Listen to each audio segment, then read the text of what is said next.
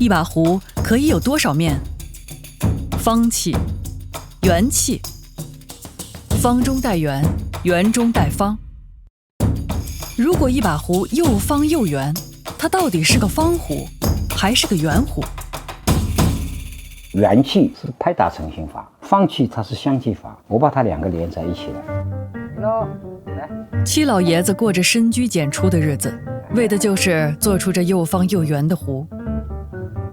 10年前，他偶然间做出一把自己觉得结构堪称完美的壶。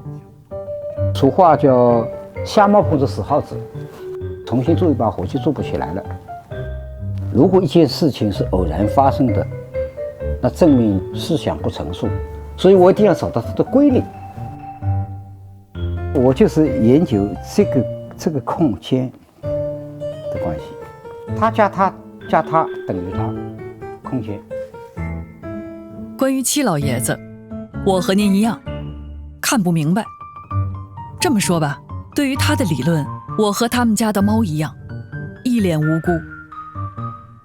一般壶的测绘图长这样，而七老爷子画的图却长成这样。有个词儿叫走什么火什么来着？哦，对，走心上火。退休后，七老爷子对几何学走了心，对用黄金分割做出全手壶上了火。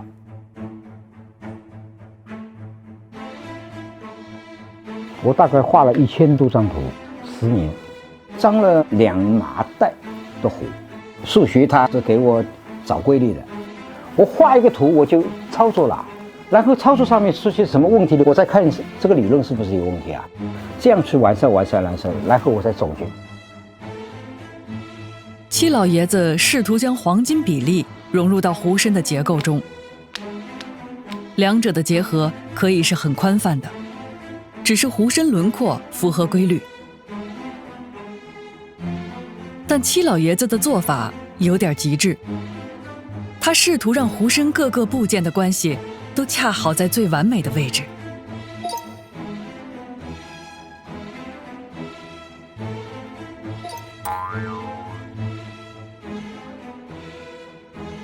这是一对不可调和的矛盾。